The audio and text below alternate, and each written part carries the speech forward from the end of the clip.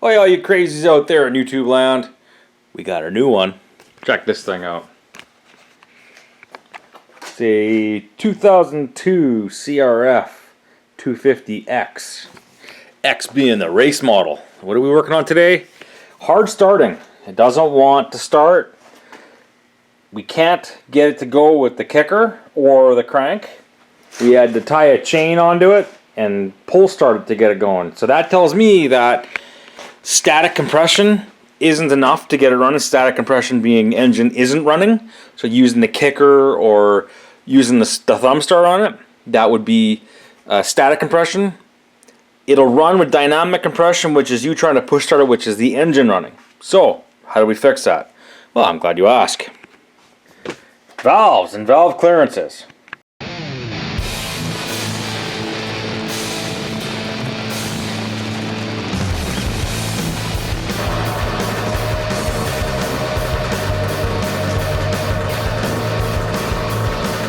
Whoops, I may have forgotten something.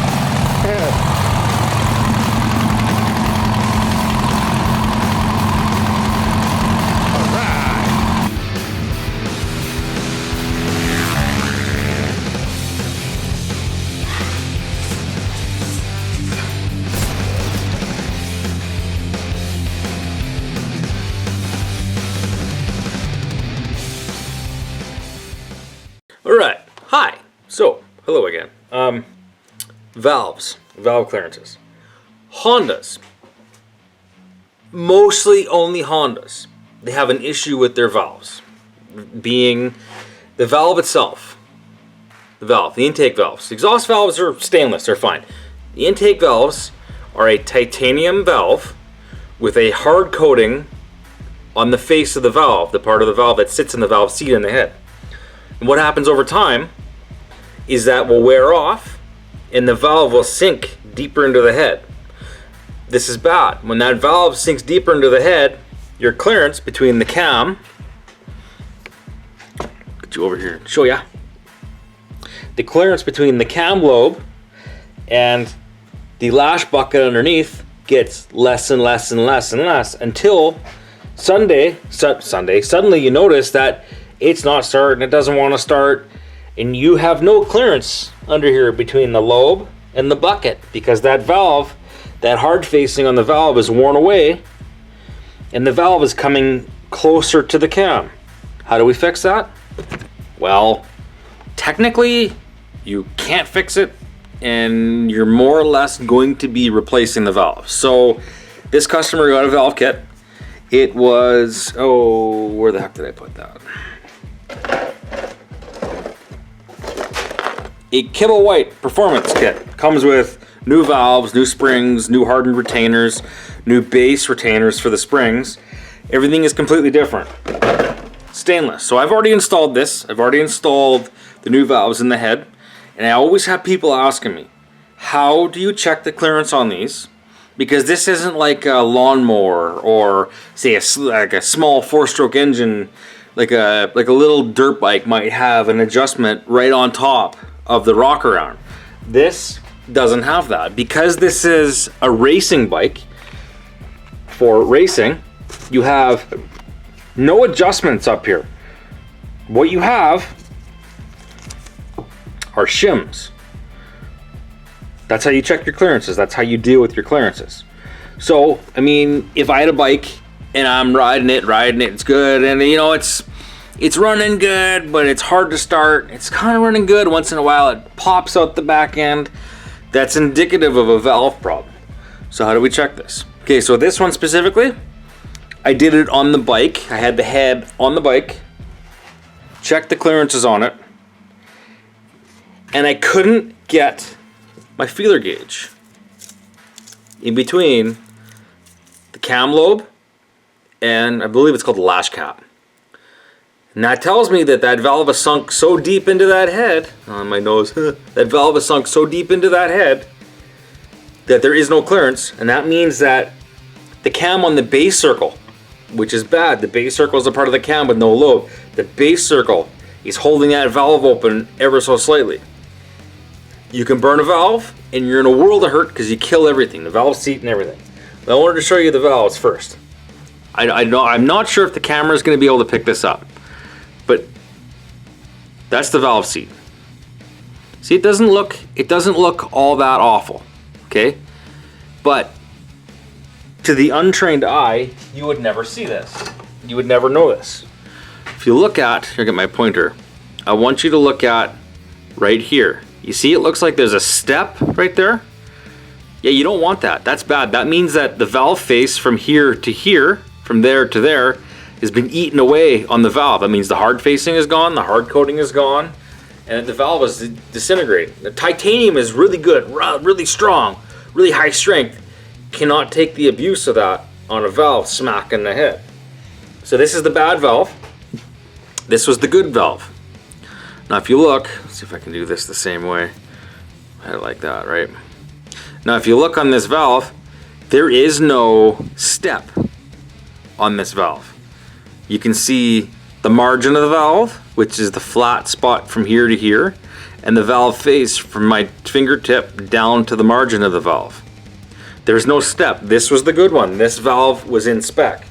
However, when you do this kind of job, you don't want to replace one valve. That is bad. That would be a bad thing to do. So you replace both valves. When you replace both valves, you have to remember that different materials are made out of different things. And in manufacturing, there's clearances. If you have it between those clearances, it doesn't matter where it is between those clearances, it's good. You can sell it.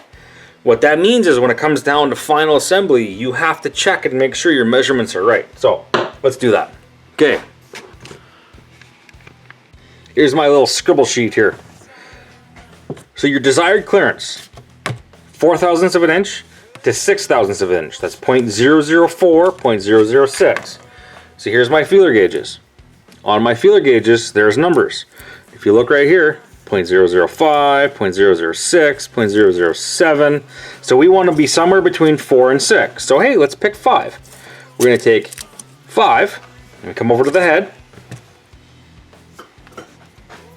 I want to check the clearance between the cam cap button, or the cam, whatever, what the heck did I call it? It's a lash cap, from the lash cap to the cam lobe. I want to check the clearance that's right inside of here. That's what we're checking.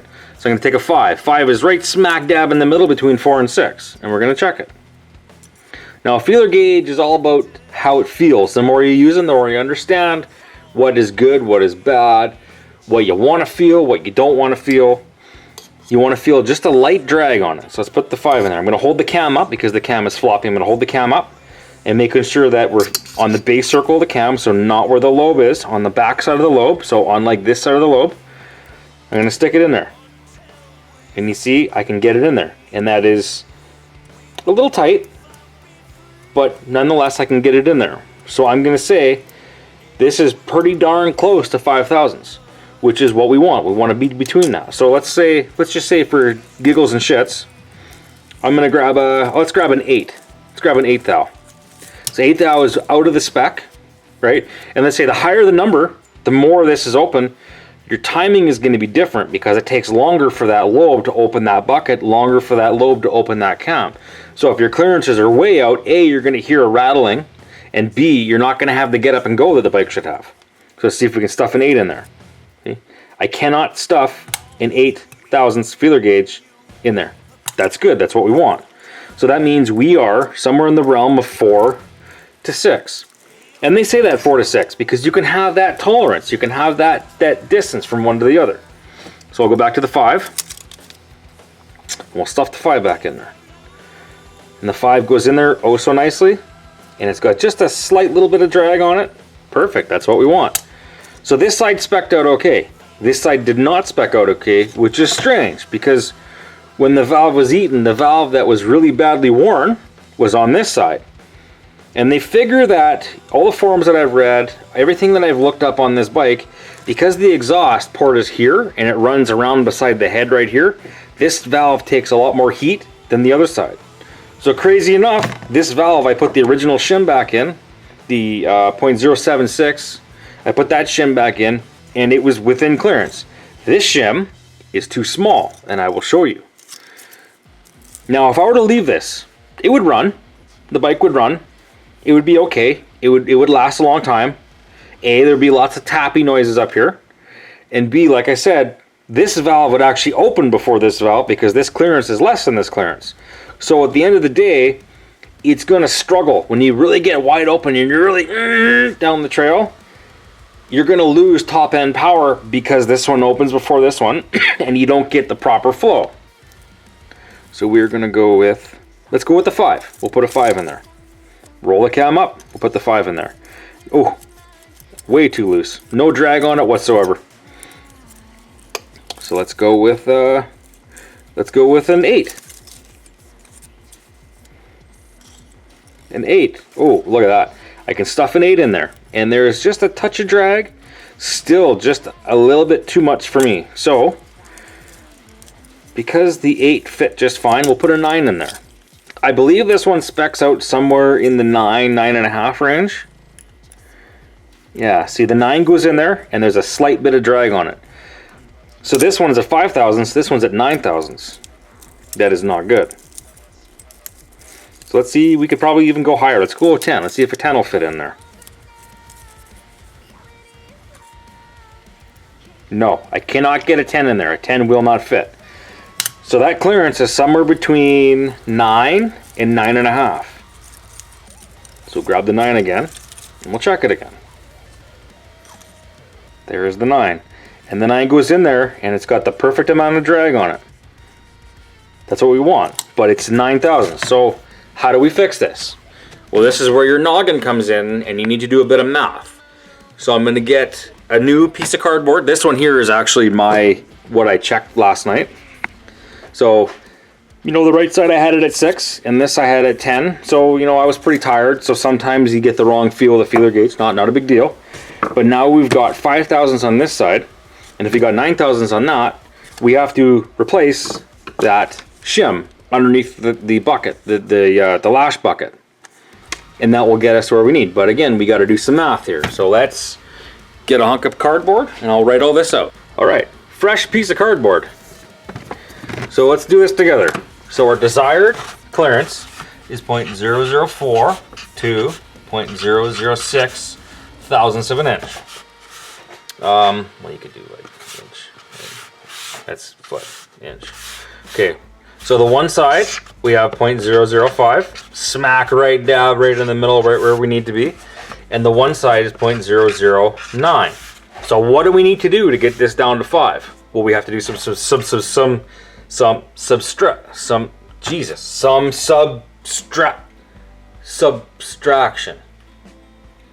subtraction. Holy shit, my words. Subtraction. Okay, subtraction. So we want to get down to 5. So that means we have to take 0.004 thousandths out of here, and we need to add that on to the shim, and that'll bring us to 0.005. So that means whatever the shim measures here, we need to add 0.004 thousandths of an inch to that shim. Okay, so that means we need to add 0.004. So now we get to the head, and we'll take this apart.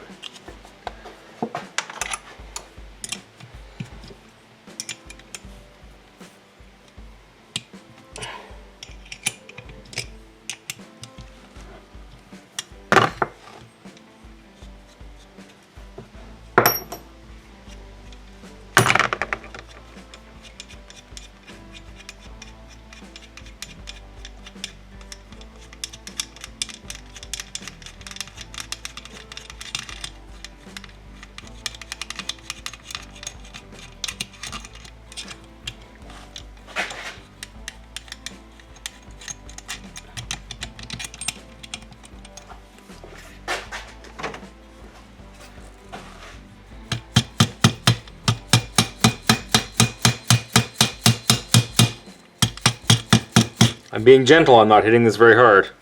So if you're doing this on the bike, I'm going to strongly recommend you be very careful when you get to this point. There are keepers. There's keepers that stop the bearing from walking back and forth in the head.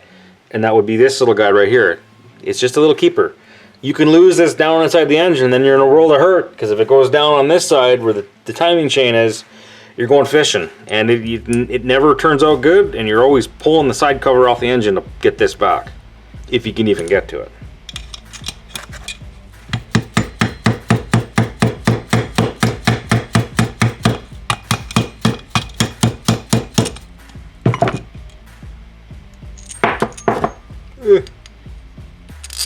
Don't go away from me. Okay. So this is kind of cool, the Hondas. I've never really worked on a Honda, but they've got this little roller here and this little rocker for the exhaust. We're gonna pull that down, turn it like this. We're gonna pull it out.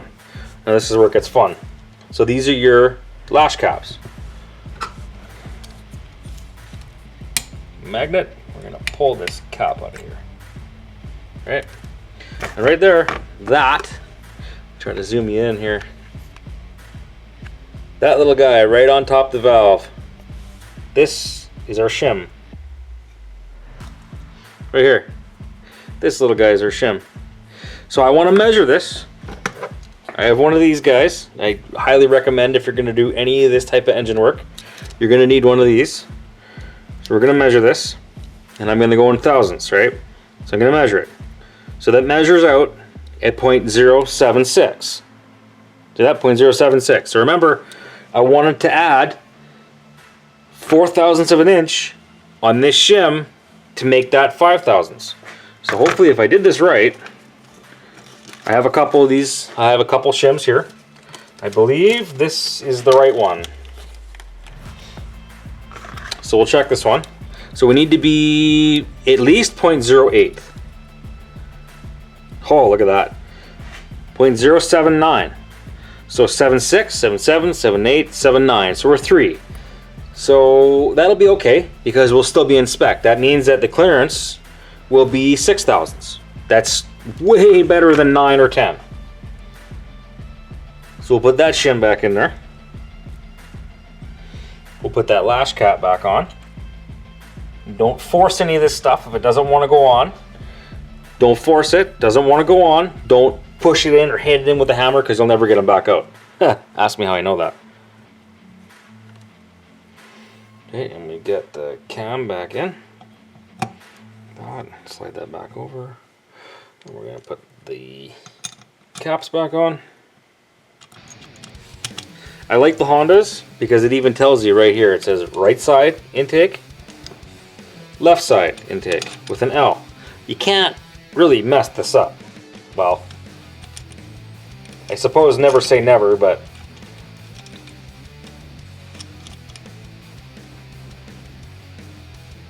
put these in the wrong side. Look at that. You can mess it up. I need my big mouth. So now I'm going to seat these down. Again, I'm not hitting this stuff hard. This is all very small, thin aluminum. You don't want to go too hard on this stuff.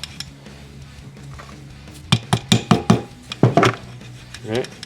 Now the torque on these, the torque is, I think, 12 to 14 foot-pounds, which is practically nothing. That is nothing.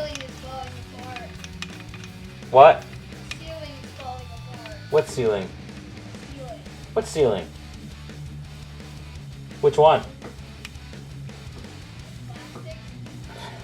Okay. Apparently the ceiling is falling apart.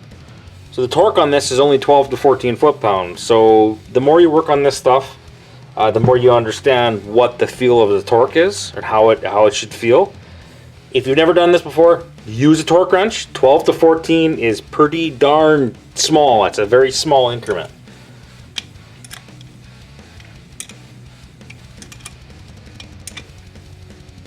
You know, and as one of the guys I used to watch on YouTube a lot, he says when you get to that right torque, he would know what torque is, and he would get it perfect almost every time because as he's torquing it, he'd have that snap in his tendon, that pop, and that would tell him where the torque is. So 12 foot-pounds is about that. Again, not a whole lot. Remember, it's a steel bolt going into aluminum thread. You go too hard on these things, it's going to chew it right up. Okay, we're there. So now let's recheck. I want to check the original one because lifting this off and putting it back on, you can actually change that clearance in there. We're talking like finer than a human hair. So we'll stuff a 5 in there. Yeah, that's still 5. That is awesome.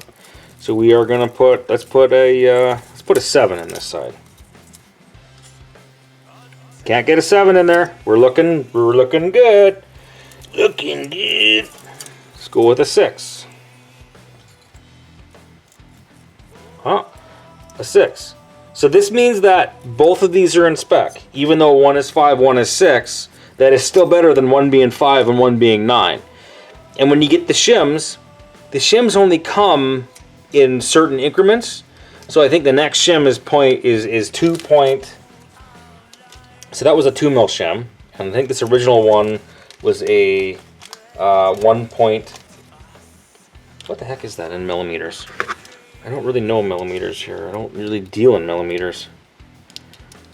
So the original one, the original one is 1.8 mil. So it's a 1.8 mil shim. And we put a 2 in there, and I believe they go in 0.05 increments of a millimeter. So if we were to go up one more, that clearance would be too small. And then this would defeat the purpose of what we're doing. So this is now good to go.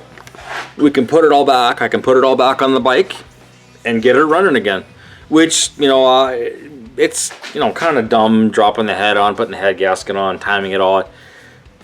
I mean, there's a million videos on YouTube. You don't need to see me doing that shit. I'll do a short with it running, probably later on tomorrow or something like that. I mean, something along those lines. That's it. It is that simple. And generally when you're trying to kick the bike and the bike just won't start, and it seems like you got a bomb started to get it going, go for valves. 4-stroke, go for valves. Check that valve clearance out. If your bike starts doing it, don't bomb start it all the time. Fix the problem. If we let that go any longer, that valve would burn. That valve, it would burn, and when the valve starts to burn, it creates a hot spot. You get that superheated air squeezing past that valve. You create a hot spot in the valve will get red hot and just melt and disappear. And then you have no compression, the engine doesn't run, and now you're frustrated, don't know why, and you got to replace the head because the seat in the head is all screwed up. When stuff starts not working, check on it. If you don't know what you're doing, talk to somebody, ask somebody that knows what they're doing. A lot of shops in my area, they're really helpful, they're really happy to guide you and give you information. These shims, I mean, I told Buddy to go back because this is the second time we've been in this head. I couldn't get a 1/1000th feeler gauge in that, and I just assumed that, okay, we need to go with a really small shim to get a baseline. And we went the smallest shim they had, and we still couldn't get a baseline. The shims are like, I think he paid $3 a shim, so they're not a whole lot. But again, I have these 2 shims. I don't know what I'm supposed to do with these things now. Actually, I got 3 of them now. This one, we got that one, we got that one. Yeah, alright. Well, that's it. That's all I got. I mean, have a good day. Later, YouTubes.